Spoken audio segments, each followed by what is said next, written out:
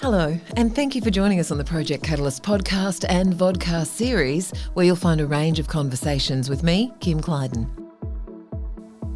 I first encountered Project Catalyst in 2009 when working in media and interviewing reef catchment management and extension staff about the programs the NRM delivered.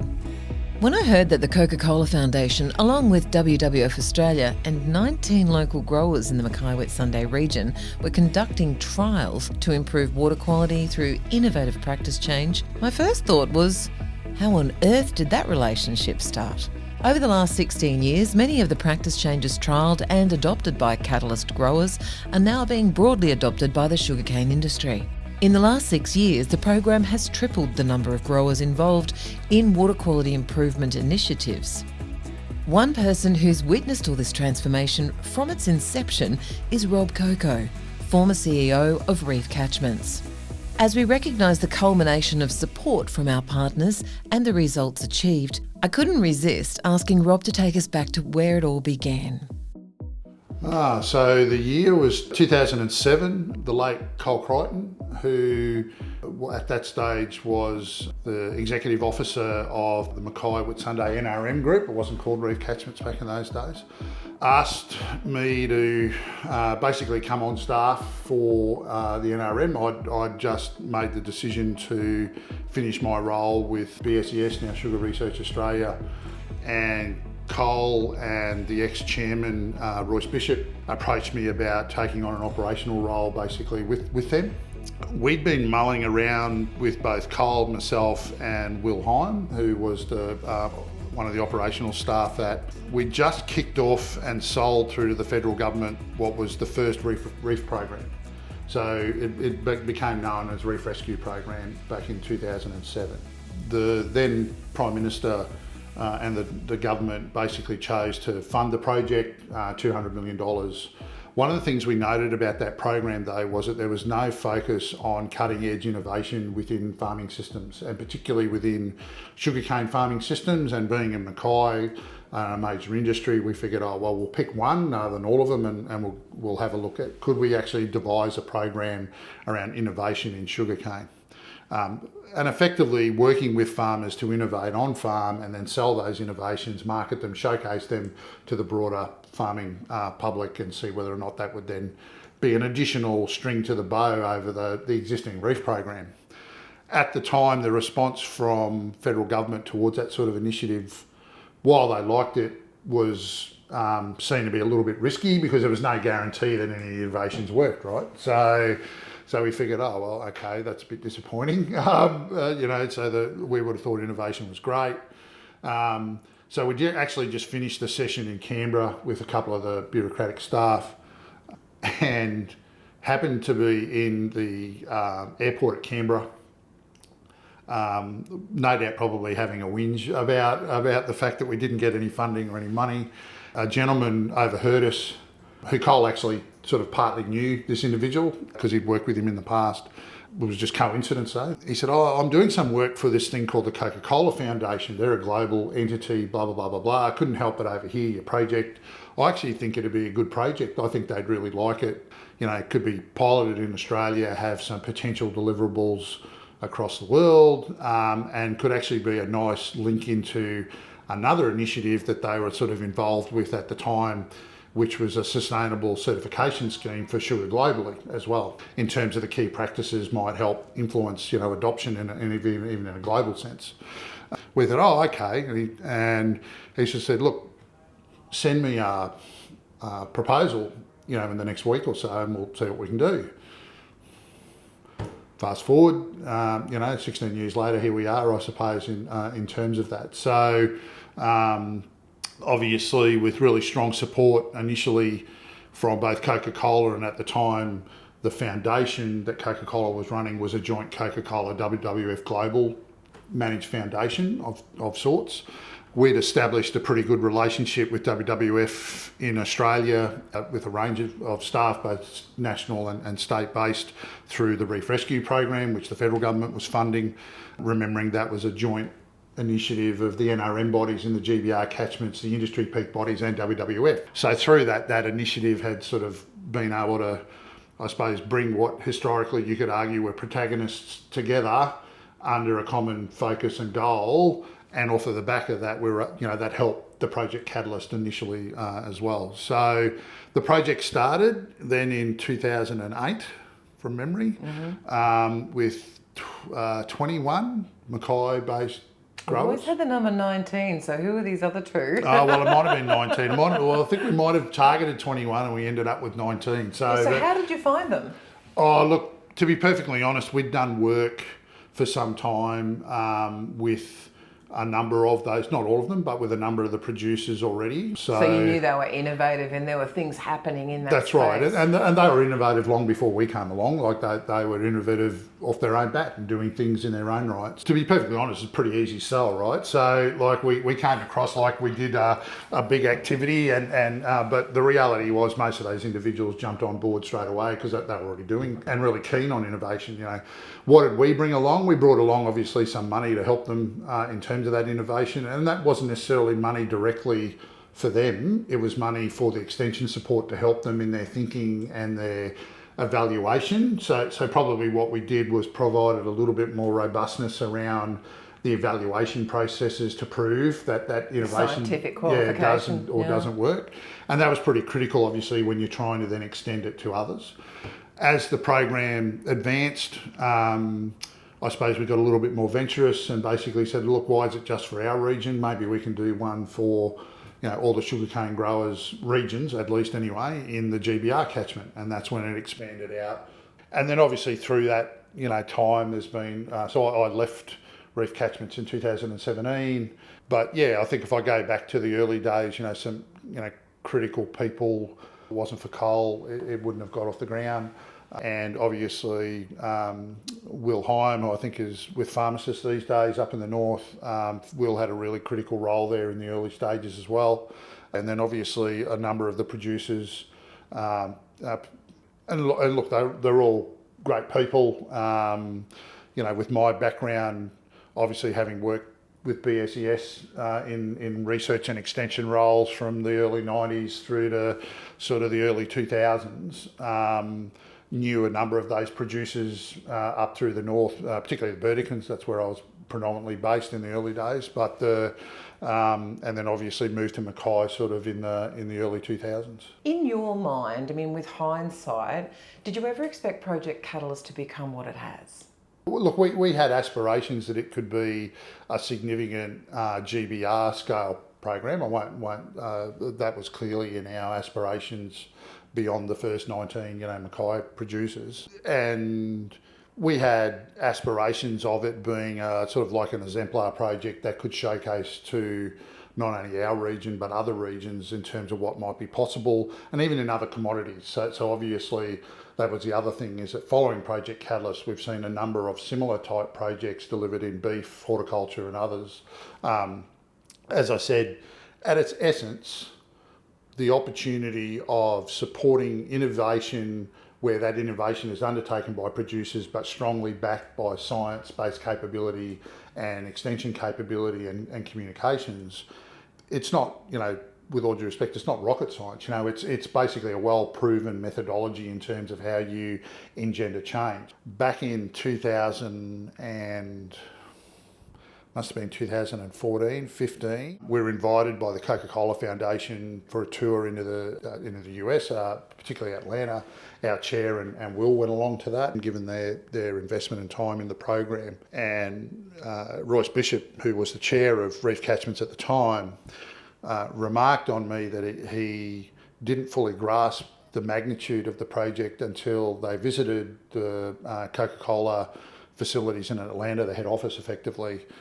And there's a billboard that's probably 30 metres long by 20 metres high, electronic billboard, and on it is one of our main Mackay-based Project Catalyst producers and the story about his farm, his life, the project, the initiative and what it seeks to achieve. And we actually thought it was a bit of a G-up. We arrived and they've just made it look really nice and all the rest of it. But the reality was apparently that was a permanent fixture for whatever it was, 6, 7 months, 8 months of the period that it was up on the wall, such was the esteem that they held the project in. So I think that was really gratifying, I suppose, to understand that the significant investor who I suppose took a bit of a punt on this little project in Southern Hemisphere were really happy with obviously the results that have been achieved. So I can just see that grower on that billboard in Atlanta. I bet it was Tony Bajaya. No, it's actually Jerry DeGuara. Oh, there you go. Because I know that Coke did that video with, and Jerry was one of their poster boys from the beginning, but Tony also did the story with the connection with WWF, and so I was wondering if it might have been that. But so Jerry, well, it had to be one of those two. Yeah, that's right. And look, and without seeking to single out too many producers, but obviously both Tony and Jerry were really fundamental in the early days to helping with the credibility of the project with the other producers. Yeah. It's really important to share those stories. I mean, we've just been discussing that on other topics about how people perceive a region to live in, and unless we tell those positive stories, there's no chance to influence, another generation, let alone the present peers that you find yourself surrounded by. Yep. How important is it for farmers to relate to each other when you're talking about practice change particularly? Oh, look, it's fundamental. So the training, I suppose, that we did in my early days with the what was then BSES was fundamentally of a bit of a view set, and some these days might think it's a bit old school, but it's amazing how the old school stuff works. So communicating in almost like an educational style format is great at getting a base level of information across, and it triggers a level of awareness and interest from producers. But if you actually want to translate that to fundamental adoption, you have to be able to prove it in their area, on their farm or on a nearby farm, or where they have confidence that a fellow producer has implemented that, and then they're more likely, from what I've seen, to actually say, yep, I can have a go at that, I can do that. And I think that's often undervalued. Even in my time from the early 90s through to the 2000s, we saw a bit of a change in fad around how you extend information to producers. When I started, it was all about one-to-one and engagement. We had, back in those days, BSES had probably close to 100 extension staff operating through Queensland who were engaging both in terms of workshops, but also more directly, fundamentally one-on-one communication and supporting producers. By the time I left in the 2000s, group extension was all the rage, and how you extend to people is you create these groups and you have 20 or 30 producers turning up to a shed, and that's how you extend, and that's what you do. And the reality is it's both. So once again, my view, shed meetings are great. They're good at getting information across. Do they ultimately lead to full-blown adoption? To be honest with you, no. I think what follows is those producers having an interest. You then go back and get further engaged, showcase that, work with them on for them to evaluate it. And then what you do is you grab the neighbours and you basically say, oh, see what Bill's doing, he's blah, blah, blah. Oh, okay, yep. And then you leave it, because what happens then is if you in charge the producer who's with at trial, he becomes a sales agent effectively. So he becomes the conduit. That was part of the beauty about Project Catalyst, is that it wasn't just about selecting people who were innovative, it was selecting people who were confident to go out of their way to talk about what it is that they're doing on their property, and actually be quite passionate about what they're doing on their own property in terms of that innovation. So the role that each of those producers directly played was fundamentally vital to the success of the program. And look, there's no doubt there are some challenges in managing that. Australia has a pretty rampant tall poppy syndrome that is pretty prevalent in our culture and society. At times even in my time with Project Catalyst, we had to deal with that and face that in terms of some backlash from industry and other producers saying that Project Catalyst producers were the golden childs and they got all the support and they got all the money and all the rest of it.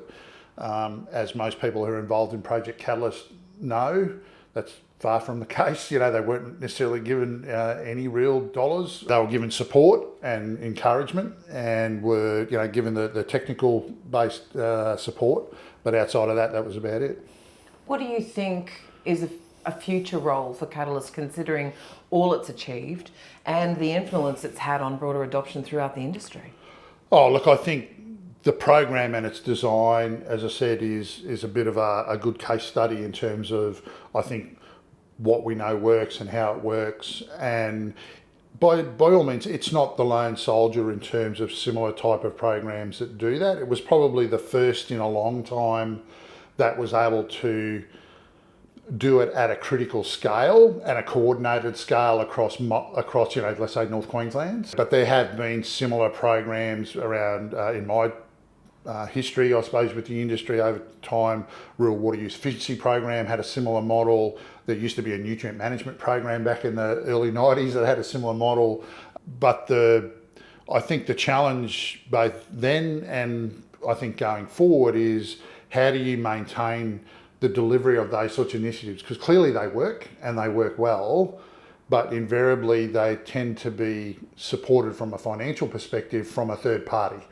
So I think, one of the opportunities for the proponents along with industry is to have a look at it, and how do they say, right, how would we continue that legacy of that? You can call it something else, you can call it whatever you want to call it as a program, but how do we embark and implement those sort of processes of support, engagement, verification, validation that occurs with the producers? How do we continue to identify that there is a cohort of true innovators and they play a critical role in the testing and validation, even identification of some of those new opportunities or innovations, rather than just letting it fade into the abyss and say, geez, that was a good program for the 16 years that it occurred, or whatever it might be. And so that'd probably be my challenge to both those currently involved in Project Catalyst, the industry at large, and even the producers themselves, because I think we've seen other programs, not in agriculture, where if there's a will, there's a way where you can keep these things sort of occurring. So for instance, the Project Catalyst producers, there's nothing actually stopping them continuing to maintain dialogue, discussion, engagement with each other. You don't necessarily have to have big licks of money to basically say, right, we're going to continue to get together once a year and exchange ideas, and we're going to continue at a smaller level to maintain a website or information portal, or whatever it might be, to actually continue that dialogue, right? You'd be surprised. But anyway, that's an impediment right there. Someone needs to organise that. I do appreciate that whole perspective you've given us. It seems like the groundswell that we can see now was actually quite a hard slog in the beginning to actually get that momentum. I think for the OGs, and what I've heard them express a lot recently, is that they want to get back to innovating. So from your perspective, what's it going to take now to move them back into innovation that sees agriculture go to the next level? First and foremost, while Project Catalyst was funded and had a lens in terms of water quality, GBR and end of farm, it was never a program solely around water quality. I would argue even the reef program, having had substantial amount of my fingers involved in the original reef rescue program, was never solely about reef water quality. It had an angle and a funding lens from the government around, obviously, water quality outcome, but it was as much focused on broader sustainability, because guess what? A lot of the practices and the best practice implementations are not only good for water quality, but you make more money, you grade more cane, you also generally have lower carbon footprint, and we know that from the validation work. So I think from that perspective, it needs to be what I would call almost like wholesome in terms of its broader, almost like, common terminology, ESG sort of focus at that farm scale, or even at a regional or mill area scale. So I don't think you necessarily have to change a whole lot. It's just about probably understanding, particularly if you're chasing external money, what's quite frankly flavour of the month, what gets you the dollars, but with an understanding that you have a richer program that meets those requirements, whether it be water quality target, carbon target, whatever it might be, but it doesn't fundamentally change the nature of how you deliver the project. The fact that you're focusing on whole of farm solutions in terms of whatever the right solution is for that farm, One size does not fit all, so it needs to be farm specific in terms of what those solutions and innovations might be.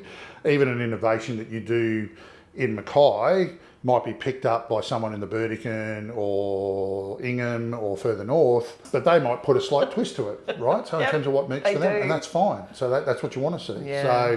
So I think, you know, that there's probably some opportunity there, I think, to keep that sort of mindset in terms of how whoever they're potentially, you know, pitching to in terms of an entity. I think the other one that I'd be encouraging the producers themselves to think about is, if the program has provided significant benefit to them as a business, why would you not also think about how you continue to invest your own dollars as a business to support the level of that deliverables of that support?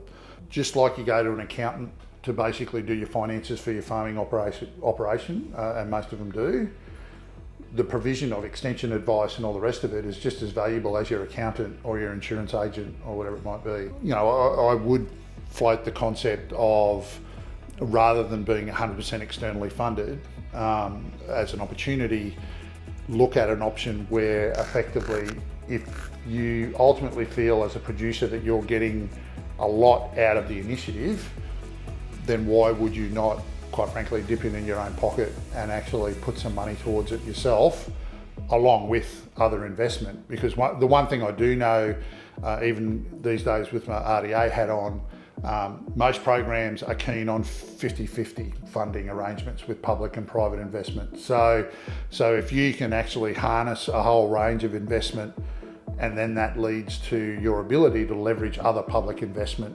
with the money that you've already generated. Rob Cocco, former CEO of Reef Catchments and current CEO of Regional Development Australia for Mackay Whitsundays, relaying the story and significance of Project Catalyst and all it's achieved. For more stories like this, connect with us on our website projectcatalyst.net.au and social media channels. You'll find us on YouTube, Facebook and LinkedIn. Project Catalyst is funded by the partnership between the Australian Government's Reef Trust and the Great Barrier Reef Foundation, and the Coca-Cola Foundation with support from WWF-Australia.